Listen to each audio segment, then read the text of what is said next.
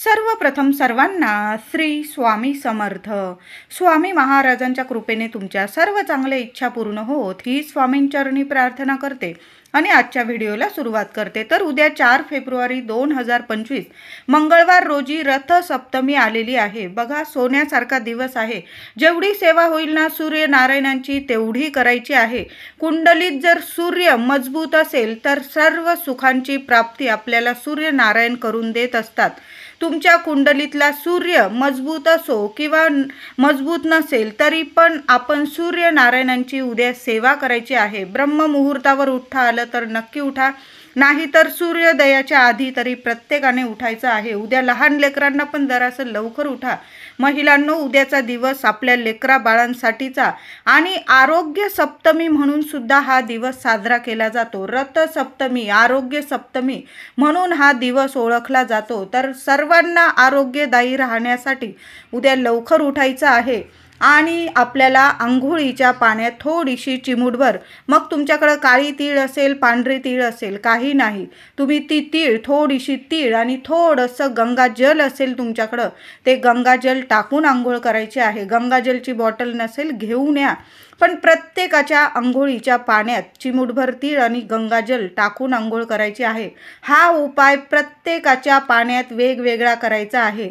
म्हणजे तुम्ही एकाने, आईने बादलीत ह्या गोष्टी टाकल्या आणि तेच तुम्ही अंगावर घेतलं आणि उरलेलं पाणी मुलांना घातलं अंगावर, असं करू नका. लहान लेकरं असले तरी त्यांना वेगळं पाणी घ्या. पाण्याचे प्रॉब्लेम असतील, थोडंसं पाणी घ्या अंगावर घ्यायला, पण त्या पाण्यात तुम्हाला वेगवेगळा हा उपाय करायचा आहे. चिमूटभर पांढरी तीळ आणि गंगाजल टाकून आंघोळ करायची आहे. लगेच सूर्यनारायणाला अर्घ्य द्यायचा आहे. आपल्याला छान असा तांब्याचा, तांब्या घ्या, स्टीलचा असेल, जो असेल तुमच्याकडं, स्वच्छ पाणी भरून घ्यायचे आहे. त्यात सुद्धा तुम्हाला चिमूटभर तीळ टाकायची आहे.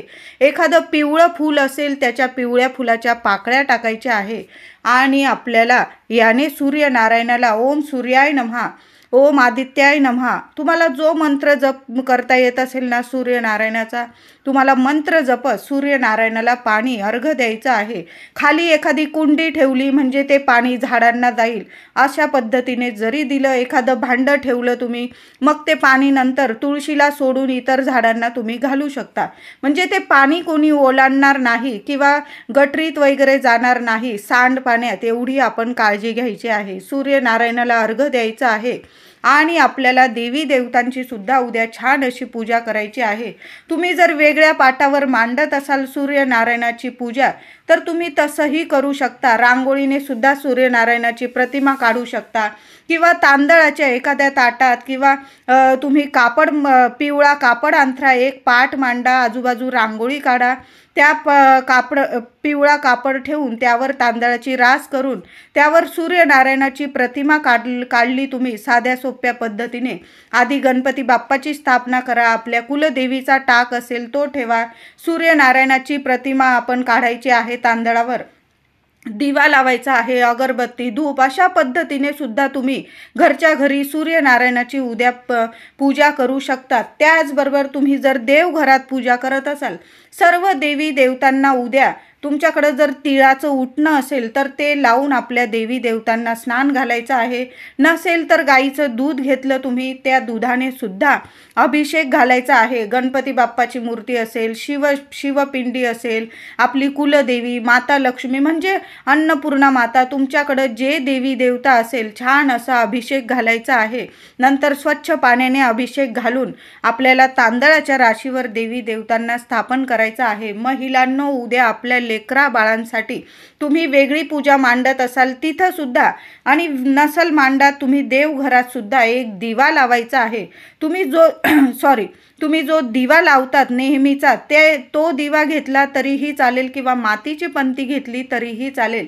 दिवा लावायचा आहे तो तिळाच्या तेलाचाच लावायचा आहे. दुहेरी वात टाका, दिवा छान स्वच्छ धुवून घ्या. आधीची वात असेल निर्माल्यात टाकून द्या किंवा एखाद्या झाडाखाली टाकून द्या, पशु पक्षी खाऊन जातील. त्याचबरोबर नवीन दिवा स्वच्छ धुवून घ्यायचा, मातीची पंती असेल स्वच्छ धुवून घ्या, त्यात तिळाचं तेल घालून, दुहेरी वात घालून, त्यात चिमूटभर पांढरी तीळ घालायची आहे. पांढरी नसेल काळी घाला, काळी घातली तरीही चालेल. तीळ टाकायची आहे, 2 लवंगा टाका, 1 कापूर वडी टाका आणि तो दिवा फुलांच्या पाकळ्या ताटलीत ठेवून तो दिवा त्यावर स्थापन करायचा आहे आणि दिव्याची हळद, कुंकू, फुलं, अक्षता वाहून सूर्यनारायणाचं नामस्मरण करून तो दिवा आपल्या लेकरांच्या उज्ज्वल भविष्यासाठी, आरोग्यदायी राहण्यासाठी, घरात सर्वांना आरोग्य व्हावं म्हणून हा दिवा आपल्या देवघरात प्रज्वलित करायचा आहे. तुमची जी मनात इच्छा असेल ना ती बोलून घ्या आणि दिवा प्रज्वलित करायचा आहे. जास्तीचं तेल टाकून ठेवा, म्हणजे जवळजवळ थोडा वेळ तरी जास्त जळायला पाहिजे हा दिवा. आता उद्या रथसप्तमीचा दिवस आणि मंगळवार सुद्धा आहे. आपल्या देवघरात महिलांनो एक मंगल कलशाची स्थापना जरूर करा. तुमचा मंगल कलश असेल चांगला धुवून चून स्वच्छ घ्यायचा आहे. नवीन नारळ ठेवायचा असेल, चांगला दिवस आहे, शुभ दिवस आहे, सोन्यासारखा दिवस आहे. उद्या नवीन नारळाचा कलश तुम्हाला भरायचा असेल तर छान असा कलश धुवून घ्या. कलशात स्वच्छ पाणी घाला, त्यात 1 रुपया, 1 रुपया सुपारी घालायची आहे. वरती विड्याची पानं 5 किंवा आंब्याची पानं घातली 5 आणि वरती शेंडी वरती येईल असा स्वच्छ नारळ, पाणीदार नारळ घ्यायचा आणि तो नारळाचा आपण स्थापना करायची आहे, म्हणजे मंगल कलशाची स्थापना करायची आहे. उद्या देवघरात आपल्या कुलदेवीचं नामस्मरण करा. ओम कुलदेवताय नमः, ओम कुलदेवताय नमः.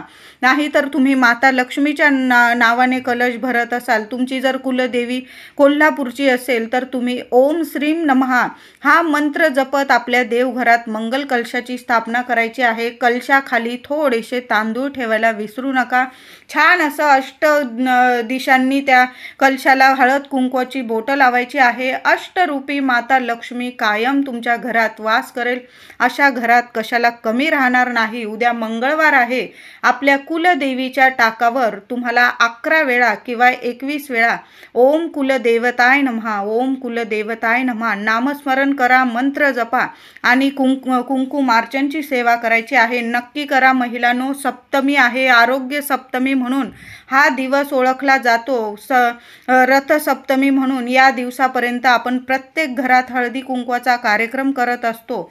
सुख सौभाग्य प्राप्त होण्यासाठी रथसप्तमीचा दिवस खूप खास असतो. म्हणून आपल्या कुलदेवीची सेवा नक्की करा. हा दिवस बघा, उद्या मंगळवारी हा दिवस आलेला आहे म्हणून आपल्या कुलदेवीची सेवा करा. तुमच्याकडं टाक असेल, मूर्ती असेल माता लक्ष्मीची, श्रीयंत्र असेल, तुम्ही प्रत्येक यावर सुद्धा कुंकुमार्चन करू शकता. ओम कुलदेवताय नमः नाहीतर ओम श्रीम नमः हा मंत्र जपत तुम्हाला कुंकुमार्चनची सेवा करायची आहे. नंतर ते कुंकू नीट सांभाळून ठेवा.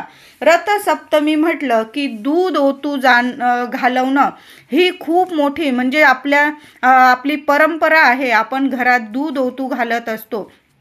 तर आता दूध कसं ओतू घालायचं? गॅसवरच घालायचं का? तर असं नाही. छोटंसं तवा वगैरे घ्या किंवा तुमच्याकडं होमाचं भांडं असेल तुमच्याकडं तरीही चालेल. चूल असेल बाहेर तुमचे तरीही चालेल.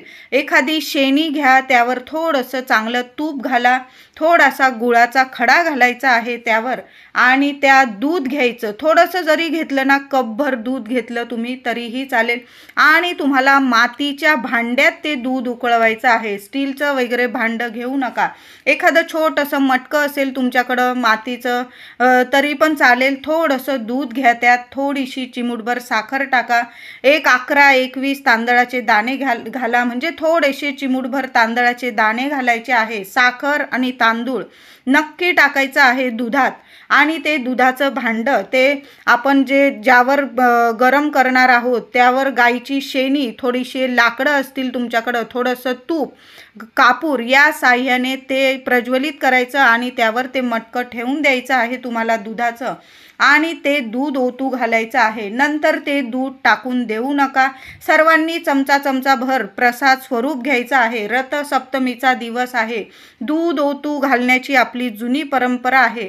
असं म्हटलं जातं. आपण बघा, मुलीचं लग्न वगैरे झालं, आई वडील तिला आशीर्वाद देत राहतात की तुझ्या घरात रोज दूध ओतू जाऊ दे, म्हणजे रोजच दूध ओतू जाऊ दे असं नाही, पण तुझ्या घरात कशाला कमी राहू देऊ नको. दूधो नाहो पूतो फुलो आपण असा सुद्धा आशीर्वाद देतात. रथसप्तमीचा दिवस यासाठीच खास आहे, म्हणजे प्रत्येक घरातली लक्ष्मी तिला कशाला कमी पडायला नको, आपल्या लेकी बाळींना कधी कशाला कमी पडायला नको.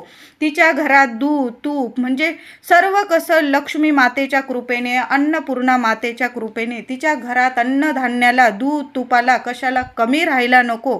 तिच्या घरादाराची नेहमी प्रगती हो, भरभराट हो, तिच्या लेकरा बाळांना आरोग्यदायी जीवन मिळो, म्हणून हा रथसप्तमीचा दिवस साजरा केला जातो. म्हणून दूध आपण ओतू घालत असतो. ते दूध ओतू घालताना त्यात चिमूटभर साखर आणि तांदूळ जरूर टाका महिलांनो, आणि तो खिरी स्वरूपच तो प्रसाद तयार होणार आहे. दूध थोडंसं ओतू गेलं की मग तुम्ही तो प्रसाद स्वरूप खायचा आहे. आता दूध ओतू जाणं म्हणजे शुभ गोष्ट आहे, पण काही वेळा काय होतं, चुकून आपल्याकडून दूध सांडून जातं, कुणाकडून पाय लागतो, किंवा आपण ज्या पिशव्या आणतो दुधाच्या पिशव्या वगैरे भांड्यात आपण ओततो दूध, आणि त्या पिशवीला बरंचसं दूध राहिलेलं असतं. तर महिलांनो अशी चूक करत जाऊ नका. चिमूटभर थोडंसं म्हणजे अगदी थोडंसं पाणी त्या पिशवीत टाकायचं, ती पिशवी चांगली हलवून घ्यायची आणि ते दूध आपल्या दुधात मिक्स करत जा. दूध चिटकलेलं त्या पिशवीला कधीच तशा पिशव्या फेकत जाऊ नका. हा माता अन्नपूर्णेचा, आपल्या माता लक्ष्मीचा अपमान समजला जातो. म्हणून दुधाची पिशवी आणलेली असेल किंवा दुधाचं भांडं असेल, त्यात जर थेंबभरी दूध असेल आणि ते तुम्ही टाकून देत असाल तर असं करू नका. दुधाची पिशवी पण थोडीशी पाणी टाकून विसळून घ्यायची आणि आपल्या दुधात मिक्स करायची, म्हणजे आपल्या घरात दुधा तुपाला कशाला कमी राहत नाही. आता तुमच्या घरात जर खूप अडीअडचणी असेल, संकट तुम्हाला घेरले असतील, बरेच संकट, आरोग्य नीट नसेल, म्हणजे पैसा येतोय, लक्ष्मी येते, पण आपलं आजारपणात पैसा खर्च होत आहे, तर महिला असो पुरुष असो, महिलांनो 4 दिवस असेल कुठलेही उपाय सेवा करू नका. तुम्ही नंतर सेवा केली पुढच्या मंगळवारी वगैरे तरीही चालेल. आता ज्यांना खूप अडीअडचणी आहे त्यांनी काय करायचं आहे, थोडीशी तीळ आणि गूळ आणि एक दिवा घेऊन आपल्याला मारुती मंदिरात जायचं आहे. मारुती मंदिर नसेल तर हनुमान मंदिर असेल तुमच्याकडं, तुमच्या घराजवळ, तरीही चालेल. आणि दिवा कसला न्यायचा, दुहेरी वाट ठेवा, त्यात तिळाचं तेल घाला आणि चिमूटभर तीळसुद्धा टाका, काळी असेल पांढरी असेल काही हरकत नाही. आणि तो दिवा घेऊन जायचा आहे, गूळ घेऊन जायचा आहे, थोडीशी तीळ घेऊन जायची आहे. आता गूळ तिळाचे लाडूच असतील तुम्ही तेही नेले तरीही चालेल, एखाद्या बाऊलमध्ये वाटीमध्ये घेऊन जायचं आहे.